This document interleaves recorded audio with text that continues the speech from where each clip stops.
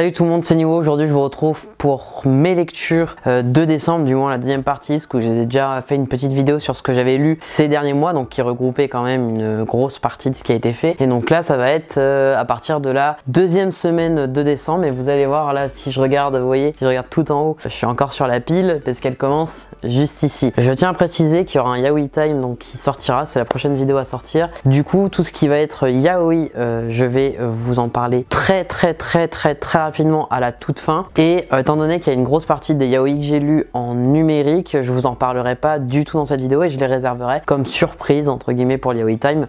Je sais que voilà, il y a certaines personnes qui aiment bien cette catégorie de vidéos. Avec Kaiju numéro 8, Kaiju 8, enfin number 8, enfin voilà, vous dites comme vous voulez. Un shonen qui fait fureur parce que niveau vente, niveau marketing, il y a quand même beaucoup de moyens qui ont été mis, et c'est un manga qui marche très bien. Au départ j'avais acheté le premier tome parce que je prends souvent les premiers tomes de shonen, même si la plupart du temps je continue pas spécifiquement, ou du moins pas de suite. Là voilà, ça a pas fait exception, j'ai pris le premier tome. J'ai mis du temps à le lire parce que je me tâtais, je me disais oui bon, j'ai des lectures prioritaires, et en fait à force de voir même des amis à moi qui de base sont pas trop dans trop shonen on va dire, et qui ont adoré, je me suis dit bon bah écoutez, on va tester ça. Donc j'ai lu le premier tome, j'ai surkiffé.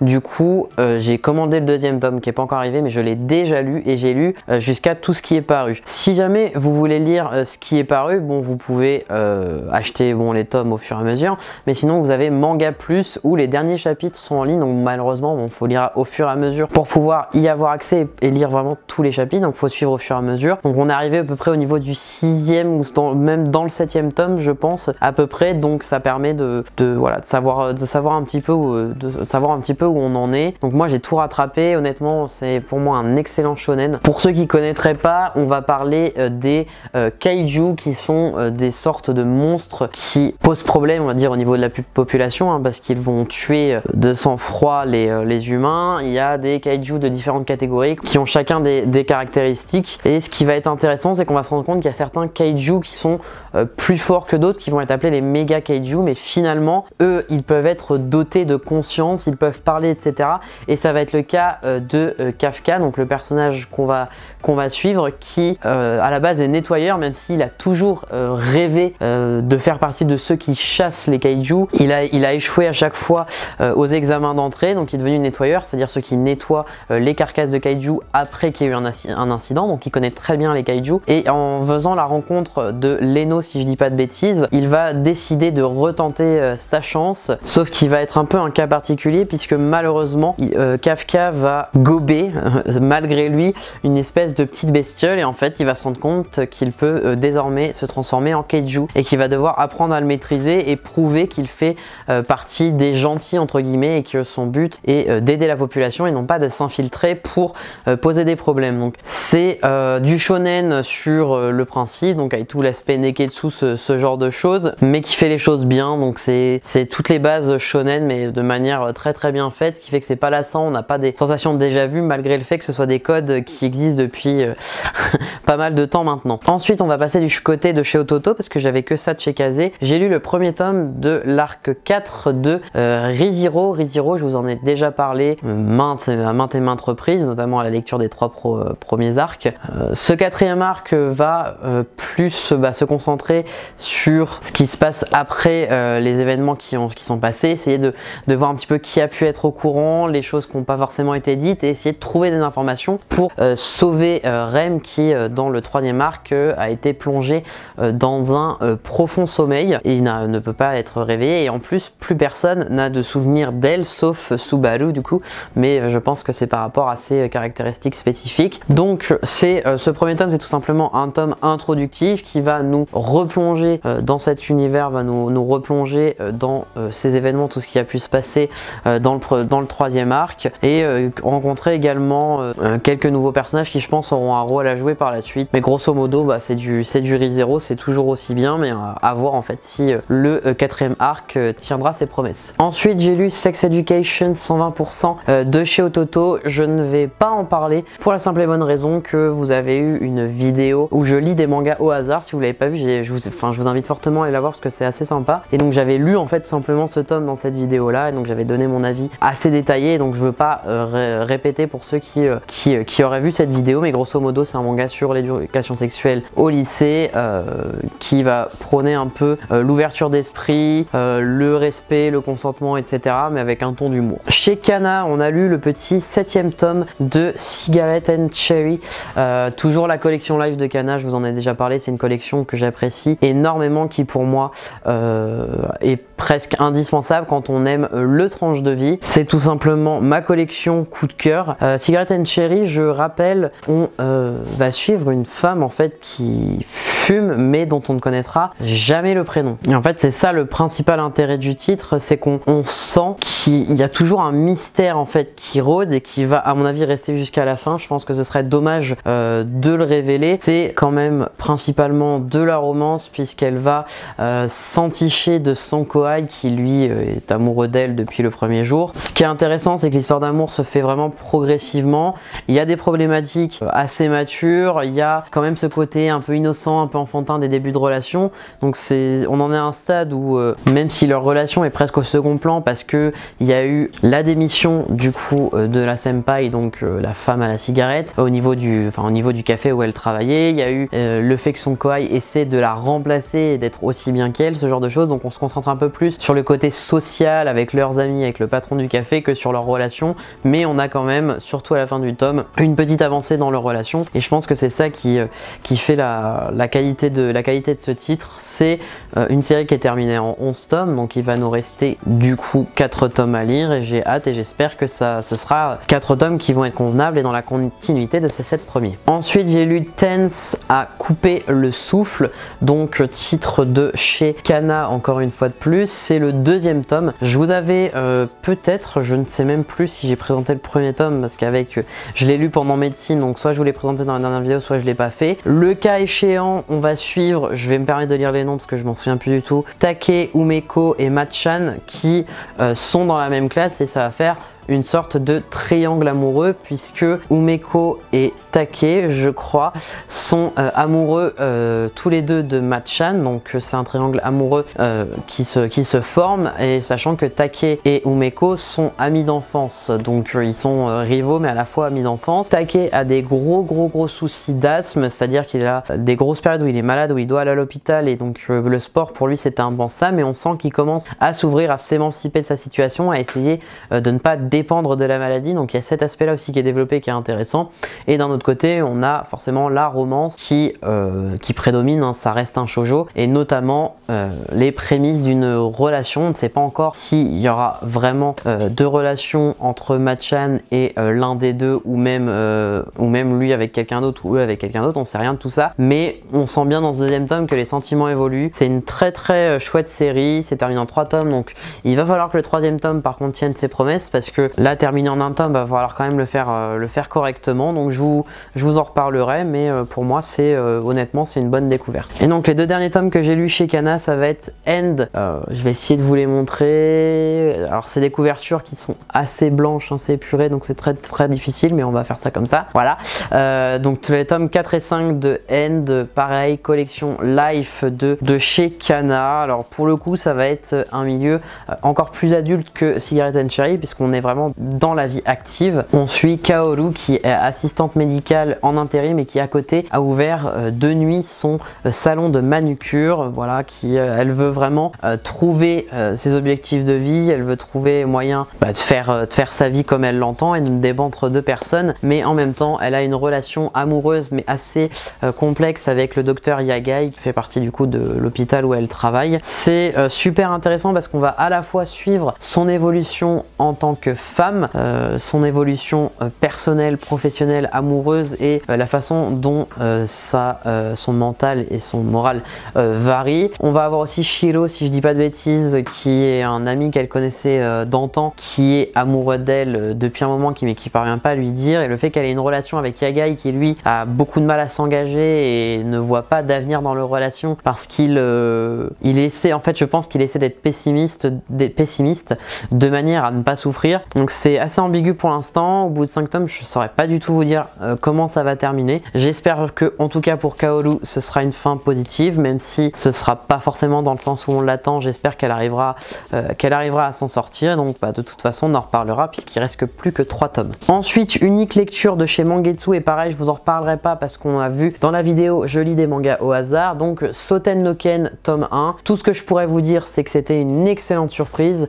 J'ai beaucoup aimé, je l'ai d'ailleurs préféré à Keiji du même auteur, et j'ai trouvé que c'était très prenant et que même pour un tome assez épais, ça s'est lu assez vite et c'était vraiment super chouette. Mais allez voir la vidéo, je détaille bien plus mon avis. Ensuite, chez Nominomi, on va voir également un seul titre, et pareil, c'était dans la vidéo, donc du coup j'en reparlerai pas. C'est Yuzu la petite vétérinaire, un petit manga kawaii mais quand même assez réaliste. C'est pas tout beau tout rose. Tous les animaux ne viennent pas chez le vétérinaire parce qu'ils ont une entorse et basta, ils peuvent rentrer chez eux. Il y a quand même des histoires un peu plus tristes que ça. J'avoue que ça m'a un peu ému, donc c'est pour dire. Mais du coup, je vous invite à aller voir la vidéo pour un avis plus détaillé. Ensuite, j'ai lu le deuxième tome de Insomniac de Makoto Ojiro, qui est également l'auteur de La fille du temple au chat, un manga que j'ai beaucoup apprécié. J'avais énormément apprécié le premier tome d'Insomniac, qui, comme son nom l'indique, concerne deux jeunes qui ont beaucoup de mal à dormir la nuit, et donc ils vont tout simplement aller dans la salle de l'ancien club d'astrologie pour pioncer. Sauf que quand ils vont se faire choper, ils vont devoir vraiment ouvrir le club d'astrologie. Ils vont se rendre compte que finalement ils aiment plutôt ça, notamment Ganta, qui dans ce deuxième tome va se découvrir une véritable passion pour la photographie de nuit, si je dis pas de conneries. Il va devoir faire un stage et prendre des photos régulièrement et essayer de s'inscrire à un concours de manière à possiblement avoir des fonds pour le club d'astrologie et qui continue de perdurer. C'est honnêtement très sympa. C'est un thème qui est on va dire jamais abordé, on va pas se mytho, et qui là les fait de manière très bien, avec le côté poétique voilà, je retrouvais également dans La fille du temple au chat. Et en plus de ça, il y a quand même une espèce de petite romance qui s'installe entre Ganta et Isaki, ce que je trouve personnellement très sympa à suivre, surtout quand ça complète le scénario et que ça vient pas poser problème. Donc très bon tome, et j'ai hâte d'avoir le troisième tome qui, je crois, est déjà sorti. Ensuite, j'ai lu le deuxième tome de Black Marriage, petit shoujo de Saki Eikawa. Grosso modo, de base on suit Akari qui va devoir se marier avec Kakeru, même si elle n'a pas de sentiment pour lui, pour pouvoir sauver l'orphelinat. Et lui, c'est un célèbre acteur qui le fait un petit peu pour empêcher que trop de personnes lui tournent autour. Sauf qu'on va se rendre compte que Akari va finalement développer des sentiments pour lui sans savoir si c'est réciproque, et il y a des rumeurs qui disent qu'il est déjà en couple. Alors, j'avais bien aimé le premier tome, mais je trouve que ce deuxième tome, en fait, c'est du tourne en rond. C'est juste Akari qui dit « Ah, j'aimerais bien lui dire que j'ai des sentiments, mais non, j'en ai pas. Oh, il est en couple. Ah non, en fait, il est trop proche de moi pour être en couple. Ah, mais s'il est en couple, je peux pas me rapprocher de lui, je peux pas m'enticher de lui. » Enfin, c'est trop, en fait, c'est tourne en rond. C'est un tome qui, clairement, il sert à rien. Il n'y a aucune évolution dans le scénario, si ce n'est peut-être dissiper certains de ses doutes à des moments X, mais honnêtement, sur long terme, ça n'a servi à rien. Ça ne dessert pas du tout le scénario, et du coup, sur une série courte, je crois en plus termine en 4 tomes, peut-être, quelque chose comme ça, si je dis pas de bêtises. C'est d'autant plus aberrant de voir ce genre de tome, donc je fais pas de cadeau, hein, je vais pas mytho, c'est une grosse déception. Ensuite, j'ai lu le 4e tome de Coma héroïque dans un autre monde. Je vais revenir très vite dessus. On suit un oncle et Takafumi, son neveu. L'oncle a été dans le coma pendant 17 ans. De ses 17 ans à ses 34 ans, il a eu des pouvoirs. C'est comme s'il était dans un autre monde pendant son coma, et ces pouvoirs, il peut s'en servir dans notre réalité. Voilà, grosso modo. Alors, c'est un manga yo-yo, c'est-à-dire qu'il y a des tomes où c'est ok, j'aime bien, l'humour passe bien, on apprécie suivre ces histoires dans ce monde-là, et pendant qu'il les raconte dans le monde réel, les passages dans le monde réel sont aussi intéressants, voilà. Et il y a des tomes comme le tome 3 où l'humour il est grotesque, aberrant, ça tourne en rond, et en plus il y a pas, en fait le problème qui reste dominant dans tous les cas, c'est que vu que c'était lorsqu'il était dans le coma, c'est quelque chose qui est passé, et donc j'ai du mal à me projeter en fait, et à me dire que potentiellement plus tard, peut-être qu'on pourra voir voir certains personnages de ces histoires, ce genre de choses, j'ai du mal à me projeter. Il s'est réveillé de son coma, donc c'est terminé. Du coup, on suit juste ses souvenirs. C'est quelque chose qui, voilà, qui me pose souci. Donc c'est pas la meilleure série, honnêtement. Si vous avez envie de lire du isekai, il y a largement mieux. Je pense pas que ce soit très utile de commencer ce genre de série. Ensuite, on passe rapidement du côté de Nazca Édition avec les 2 premiers tomes de Dice. Dice, je les ai depuis un moment. J'ai les 4 premiers tomes, donc j'ai acheté au fur et à mesure. Je crois que j'avais juste acheté les 2 premiers tomes un petit peu en retard, mais ensuite le 3 je l'ai pris quand il est sorti, le 4 quand il est sorti. Donc voilà, c'est une série que j'achète à jour, mais je ne les avais jamais lus parce que comme tous mes achats, souvent c'est pas les priorités de lecture, donc je les range dans un coin et j'y pense plus. Mais là, vu que j'ai décidé de me faire mon petit système de tirage au sort pour toutes mes lectures, pas forcément qu'en vidéo, je suis tombé sur Dice donc très rapidement, la première fois que je l'ai fait par ailleurs, et donc du coup j'ai lu le premier tome et j'ai décidé du coup de continuer avec la lecture du 2e tome. Parce qu'une fois qu'une série est piochée, je peux la remettre dedans, mais dans tous les cas, si je veux lire le tome 2 parce que j'ai envie de lire la suite, je lirai la suite. Ça pareil, voilà, je pense que c'est assez cohérent. Donc on va suivre Dong-tae qui n'a rien pour lui, qui est un peu le loser de base, qui se fait discriminer, et il est amoureux d'une fille qui va sortir avec un beau gosse. Sauf qu'un jour, Dong-tae il va lui voler un dé, un espèce de dé, et en le lançant, il va se rendre compte que il peut faire des quêtes, et grâce à ces quêtes, augmenter des caractéristiques physiques, mentales, etc. Donc il va faire de nombreuses quêtes et ça va lui permettre de changer d'apparence, gagner de la force, gagner de l'intelligence, et donc de ne plus se faire discriminer et d'être même vu comme quelqu'un de populaire ou au moins un minima populaire. Donc on va suivre cet univers là, sauf que tous ceux qui utilisent des dés sont appelés des dicers, et ces dicers il n'y en a pas énormément, du moins dans la classe, bah là ils vont être 2, dans l'établissement scolaire on sait pas combien il y en a, mais il y en a très peu. Sauf qu'un jour Dong-tae va décider de donner un dé à une connaissance de sa classe qui a pris en fait sa place en tant que bouc émissaire. C'est lui maintenant, depuis que Dong-tae il a augmenté entre guillemets en popularité, c'est son ami qui a pris sa place. Donc il va lui donner un dé pour l'aider, sauf que lui c'est un obsédé de science et il va essayer de voir en fait les limites de ça, et donc il va y succomber en fait tout simplement, et les dés vont se répandre un peu partout dans l'établissement. Donc on va voir que tout le monde aura des capacités un peu dans ce qu'ils veulent. Là où je me suis arrêté, du coup on en est à peu près à savoir est-ce qu'il y a une limite en fait à ça, au fait d'obtenir des compétences via des dés, et si tout le monde en a, est-ce que finalement c'est encore utile? C'est ça la question qu'il faut se poser, c'est par rapport au standard en fait. Quand on est au-dessus du standard, les gens le remarquent, et quand on est dans la norme, et bah plus de personnes remarquent. Et donc si la norme augmente en même temps que tous ceux qui sont là augmentent, bah forcément ils vont finir par retomber presque dans l'anonymat, si je peux dire. Donc c'est ça qui va être intéressant à suivre. Je lirai très prochainement les tomes 3 et 4, je vous en reparlerai, mais honnêtement très bonne acquisition. Je comprends qu'à la base ce soit quelque chose d'assez connu et que Nazca soit content d'avoir les droits, parce que c'est vraiment honnêtement pour l'instant c'est vraiment une chouette série. Unique tome de chez Doki Doki, c'est The Cave King tome 2. Je vous ai parlé du premier tome. On va suivre Il qui a un pouvoir assez particulier parce qu'il a un pouvoir de mineur en fait. C'est un peu le roi des caves, le roi de la mine, et donc ça va lui permettre d'obtenir des pierres assez puissantes et de pouvoir construire sur une île une civilisation, parce qu'à la base il a été rejeté, il a été abandonné, il a été exilé de son royaume parce qu'il était prince, mais c'était un prince qui avait un pouvoir que personne ne connaissait dans le royaume et il savait pas à quoi il servait, et donc du coup c'était un petit peu compliqué pour lui. Ouais, il a été rejeté, et donc là on le suit en fait créer sa civilisation sur son île avec les naufragés qui vont arriver, il va les aider à sa manière, etc., et faire de son mieux avec ses pouvoirs. C'est un manga génial, honnêtement. Tous ceux avec qui j'en ai parlé, qui ont eu l'occasion de le lire, ont adoré. À la base, on se dirait pas forcément que ça va être aussi génial en voyant le scénario, ou juste parce que c'est pas un manga qui a fait beaucoup de bruit, mais honnêtement, c'est super bien fait, et c'est carrément dommage de passer à côté de ce genre de titre. Si vous aimez les récits un peu d'aventure, d'action avec le côté un peu RPG, honnêtement ça peut que vous plaire, et dans l'esprit il y a pas mal de choses qui me font penser à moi quand je me réincarne en slime, et honnêtement il mériterait le même succès. Du côté de Delcourt Tonkam, on va avoir Alice in Borderland Retry, donc la suite d'Alice in Borderland. Je vous ai présenté dans ma dernière vidéo les 18 tomes d'Alice in Borderland que j'ai lu en très peu de temps, et donc ça c'est la suite directe, vous avez dit que j'allais la lire. Alors C'est super intéressant parce que du coup on suit Alice toujours qui va retourner à Borderland et ça va nous permettre d'avoir des réponses en fait sur Alice in Borderland, des réponses sur qui s'est passé pour lui ensuite et sur le monde de Borderland aussi. On va voir ça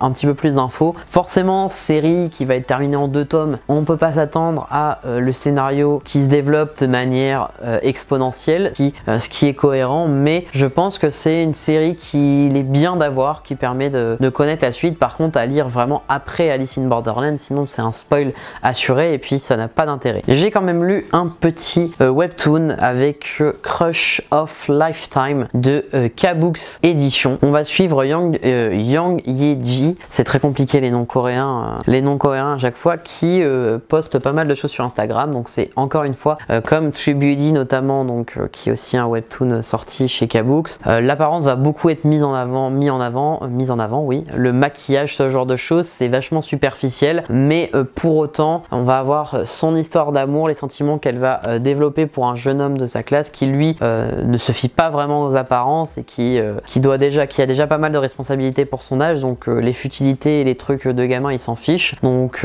ça va être un peu leur idylle, même si dans ce premier tome ça reste encore timide, ça tâte encore le terrain. Et ce que j'aime bien, c'est que c'est elle qui fait le premier pas, qui essaie de le conquérir, et c'est un mec qui est très cool en plus. C'est pas du tout le macho ou le bad boy par excellence, et moi je déteste ça, les shoujo où la meuf elle tombe amoureuse du bad boy qui devient gentil pour elle. Enfin, je déteste, ça m'énerve. Donc quand c'est des garçons qui méritent d'être aimés et qui méritent parce qu'ils le rendent parfaitement bien, et bah je trouve que c'est beaucoup mieux. Du côté de chez Pika, on va avoir 2 tomes. On va avoir le tome 5 de Blue Lock. Pareil, dans la dernière vidéo je vous ai parlé du tome 3 et 4, vous avez dit que je lirai la suite très vite. Donc 5e tome de Blue Lock et que de révélations. Je rappelle juste Blue Lock, grosso modo c'est 300 jeunes buteurs qui veulent devenir footballeurs professionnels, et ces 300 vont être dans un battle royal du foot, et à la fin il restera un seul buteur qui du coup fera partie de l'équipe nationale du Japon. Voilà, grosso modo. Je n'irai pas plus dans les détails parce que là le scénario commence à vraiment bouger. Il y a beaucoup de révélations dans ce tome qui changent pas mal de choses honnêtement, qui font que ça va être assez intriguant par la suite. Je comprends pourquoi ça a autant de succès. Je préfère toujours Aoashi, mais je crois que ça j'en démordrai pas. Malheureusement les goûts et les couleurs c'est comme ça. C'est pas du tout les mêmes aspects qui sont mis en avant, et moi je préfère les valeurs d'Aoashi, mais Blue Lock, j'avoue que je commence à aimer de plus en plus. C'est une très bonne surprise. Ensuite on va avoir Miss Fantasme tome 1, donc c'est un shoujo, mais c'est dans la collection Red Light, donc il y a de l'érotisme, donc c'est pas pour tout public. Grosso modo, je saurais pas dire si j'ai apprécié ou non ma lecture. C'est un petit peu étrange. On va suivre June qui a des fantasmes un peu bizarres, c'est-à-dire que quand elle rencontre des hommes, elle s'imagine des situations sexuelles dans sa tête, que en fait chaque fois qu'elle croise quelqu'un, bien sûr qui lui plaît, ça tourne toujours, voilà, ça finit toujours par tourner un peu de manière un petit peu olé olé, on va dire ça comme ça. Ce qui me dérange, c'est la manière dont c'est fait, c'est-à-dire qu'elle va imaginer des trucs très pervers, limite un peu du viol, de l'attouchement non consenti, avec les mecs qui font des têtes, enfin voilà, je vous laisse imaginer. Donc je saurais pas donner un avis sur ce titre. C'est assez étrange en fait. Le principe est étrange et je trouve ça assez malsain, donc je sais pas trop quoi en penser. Après c'est un premier tome, alors je laisserai quand même une chance à la suite, on verra bien, mais honnêtement je suis pas convaincu. Donc pour ce tome, pareil, je vais pas en parler beaucoup parce qu'il fait partie de la vidéo je lis des mangas au hasard. On a Welcome to the Ballroom de Tomo Takeuchi, qui est tout simplement un manga sur le thème de la danse que j'ai vraiment beaucoup aimé. Premier tome excellent, le deuxième tome est prévu très prochainement, donc vous l'aurez certainement dans la vidéo bilan lecture du mois prochain ou dans un autre type de vidéo, mais très bon. Je vous conseille d'aller découvrir, et si vous voulez un avis plus détaillé, bon bah la vidéo elle est toujours en information. On va passer à l'éditeur pour lequel j'ai lu le plus de tomes, pas de séries, je précise de tomes parce que le plus de séries ce sera l'éditeur juste après, mais ça se joue pas à grand chose. Donc on passe chez Kiyun, et chez Kiyun j'ai lu The Killer Inside tome 1 et 2.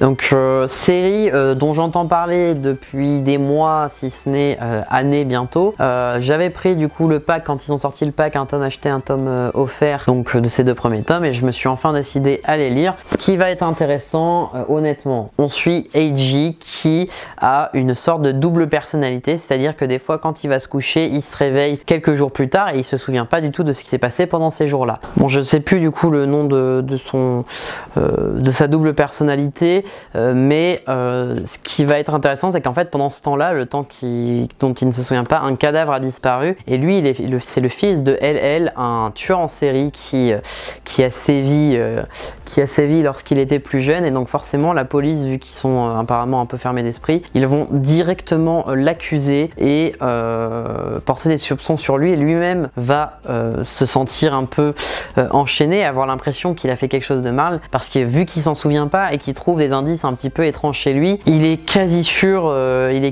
d'avoir fait quelque chose de mal. C'est clairement un thriller qui petit à petit on en découvre des détails, petit à petit on comprend un petit peu ce qui se passe de plus en plus, mais j'ai quand même hâte de lire la suite parce que à mon avis c'est que le début. J'ai vraiment beaucoup apprécié, honnêtement. C'est tout à fait le genre de titre que j'aime.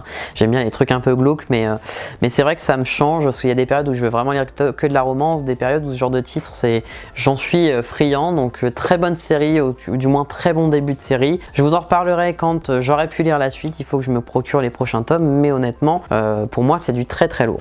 Ensuite j'ai lu les 3 tomes de Noise. Donc Noise, pareil, j'avais acheté le tome 1 à sa sortie et les tomes 2 et 3 il y a 1 an. J'ai regardé sur Amazon parce qu'à l'époque je commandais sur Amazon vu que j'habitais à la campagne, et puisque maintenant je vais direct en librairie spécialisée, c'est un petit peu mieux.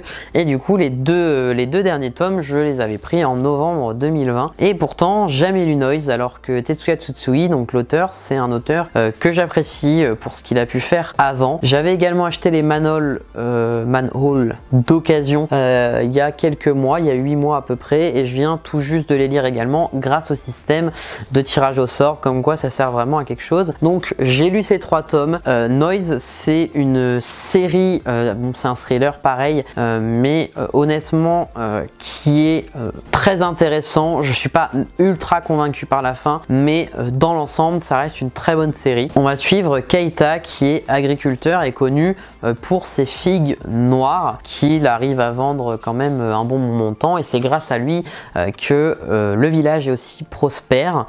Voilà, on va dire notamment, il a des conflits avec son ex-femme, elle va vivre en ville avec sa fille, c'est un petit peu compliqué, et il y a un mec qui se ramène et qui lui demande s'il peut lui trouver du travail, il cherche quelqu'un et lui il a besoin de travailler, sauf qu'il le sent pas, du coup il va le refuser, mais en fait ce mec là s'avère être un tueur qui a tué il y a quelques années et qui vient de sortir de prison, mais qui a l'air de pas on va dire de pas se repentir, hein.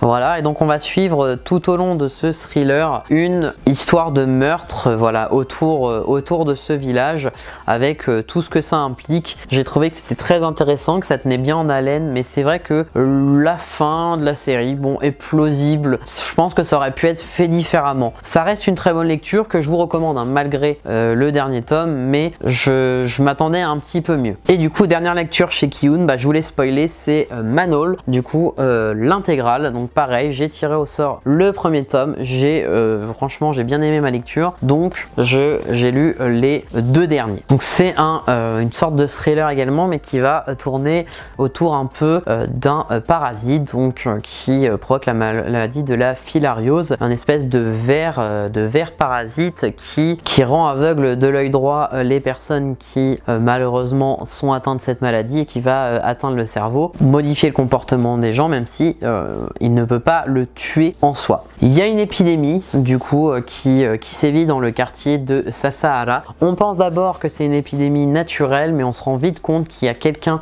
qui se cache derrière tout ça et qui cherche en fait à punir certains individus pour certaines raisons. J'irai pas plus dans le détail parce qu'évidemment ça risque de spoiler, mais c'est pour le coup très bonne série avec une fin tout à fait convenable, cohérente, qui rentre, qui pour le coup est quand même plus satisfaisante que celle de Noise, même si je pense que niveau scénario je préférais quand même Noise.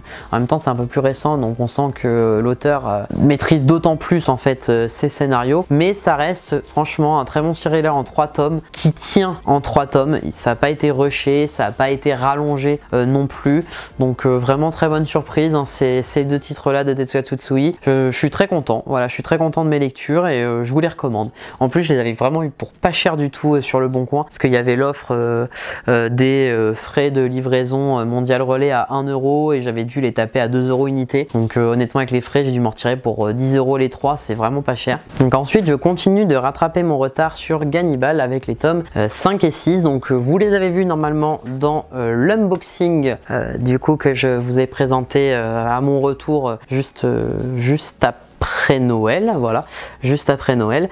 Et du coup il y avait ces 2 tomes là dedans, donc vous voyez là on va finir avec Meian, je vous montrerai vite fait juste les yaoi juste après, mais on termine quand même cette vidéo de présentation avec Meian. Donc tome 5 et 6, je vais commander là en janvier le tome 7, il y a le tome 8 qui a été décalé, qui de base devait sortir en janvier, qui sortira que en février ou mars, donc j'ai le temps, et c'est vrai que c'est la série que j'ai rattrapé le plus vite, parce que c'est pareil encore un thriller, vous voyez j'en ai lu beaucoup ces derniers temps, mais j'ai eu très envie de lire ce genre de titre. C'est un thriller mais qui est exceptionnel, honnêtement. Gannibal, ça tient en haleine. On suit toujours le village de Kujo où les habitants sont accusés d'être cannibales, et on va suivre du coup l'inspecteur, le policier Daigo qui suite à la mort de Kano, donc l'ancien policier, doit gérer le village, et il se rend compte qu'il y a des choses assez étranges qui s'y passent. Il mène son enquête et là on commence à sentir qu'on se rapproche de la vérité, qu'on se rapproche certainement de la fin. Je pense pas que ça va faire, je pense que ça va faire honnêtement une dizaine de tomes plus ou moins, faudrait que je regarde un petit peu sur internet où ça en est, mais on sent qu'on voilà, le scénario évolue bien, chaque tome est intéressant, chaque tome apporte énormément à l'histoire, chaque tome est toujours au niveau du précédent, c'est assez incroyable. C'est un manga, je sais pas trop comment il fonctionne en France, mais en tout cas qui mérite de la visibilité, qui mériterait davantage de lecteurs, et la façon dont c'est fait en plus c'est hyper atypique. Alors franchement si vous aimez les thrillers et que vous avez envie d'en découvrir un très bon, Gannibal, c'est vraiment génial. Ensuite, manga que j'ai lu en piochant au hasard, The Most Notorious Stalker tome 1. Il y a le tome 2 qui devrait sortir en début d'année, donc hâte de lire ça. C'est un manga d'aventure où on va suivre Noël qui veut devenir le meilleur, le plus grand des Seekers. Il l'a promis à son grand-père, mais en fait il va se retrouver avec une classe de Seekers nuls qui s'appelle Talker, et c'est une classe de soutien très faible, donc il va essayer de compenser en s'entraînant 10 fois plus que les autres. Il va être dans un groupe d'aventuriers, donc ils vont se battre en fait ensemble. Je pensais honnêtement que ce serait moins intéressant, que ça se développerait pas autant, mais il y a des aspects sur lesquels je n'attendais pas forcément le titre qui ont été développés, notamment la trahison, le pouvoir de l'argent, ce genre de choses. Il y a quand même des thématiques assez sérieuses, c'est pas un isekai, c'est pas un RPG genre complètement bisounours, donc ça j'ai beaucoup apprécié ce côté là. Je l'attends en tournant, disons, j'attends avec la suite en fait de voir comment ça va se développer et si ce sera toujours aussi intéressant tout simplement. Et les 2 derniers titres je vais les présenter ensemble parce que ça reste des titres qui ont à peu près le même thème.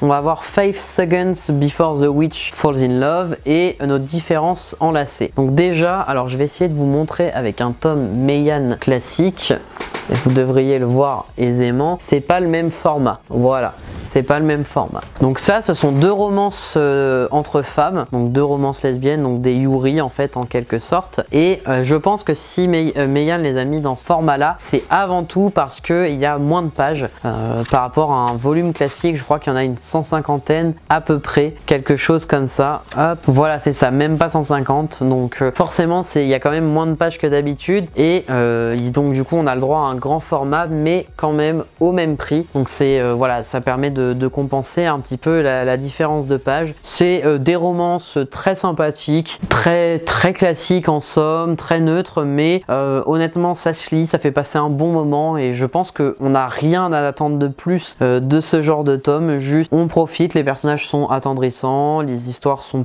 sympas, plausibles, donc voilà, c'est largement suffisant pour moi. Si vous avez envie de lire des petites romances sympas et rapides aussi, ça c'est un one shot pour la sorcière, c'est un one shot. Et Nos différences enlacées, il y a une suite, j'ai d'ailleurs le tome 2 à lire, donc je vous en reparlerai prochainement, mais honnêtement c'était très chouette. Donc côté yaoi, comme je l'ai dit, la grosse majorité, je les ai lus en numérique sur Anna Books, parce qu'ils ont une version numérique avec un abonnement plus des tomes qui peuvent être achetés. Mais en format papier, j'ai lu Goodbye Red Beryl, donc les 3 tomes, l'intégrale. Voilà, yaoi de vampire très sympathique, qui assez sérieux, assez sérieux, plus sérieux que ce que j'aurais pensé de prime abord, mais honnêtement j'ai beaucoup apprécié. Jusqu'à ce que je te tue, tome 2, j'avais adoré le tome 1, donc ils étaient obligés de continuer la série, et ça c'est le dernier tome et c'était excellent. L'écrivain au cœur flétri, je vous en avais parlé dans l'unboxing, parce que ceux-là ils étaient, ces 4 là ils étaient dans l'unboxing, mais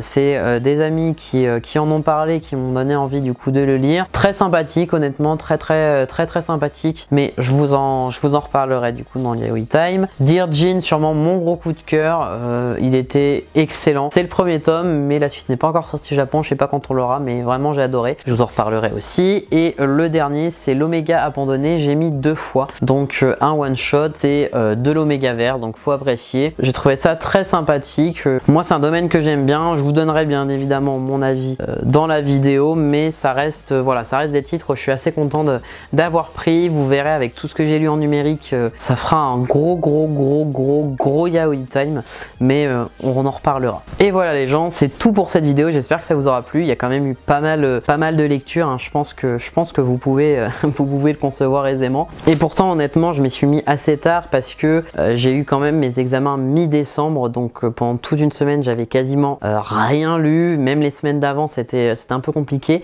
C'est vraiment ces 2 dernières semaines là où j'ai commencé vraiment à carburer les lectures. Je vais essayer petit à petit de rattraper ma pile à lire, alors très compliqué, il reste beaucoup de choses, mais je vous ferai des petites vidéos lecture au hasard, ce genre de choses, on verra ce qu'on prévoira, mais pour pouvoir écouler tout. Du coup je vous remercie d'avoir regardé cette vidéo, comme d'habitude n'hésitez pas à liker, partager, commenter, voilà, et me donner votre avis. Si vous avez lu certains de ces titres, n'hésitez pas, si vous n'êtes pas d'accord avec moi aussi, si vous avez d'autres titres à me conseiller, n'hésitez pas, c'est toujours un plaisir. Moi je vous dis à la prochaine pour une nouvelle vidéo, et d'ici là, portez-vous bien, ciao.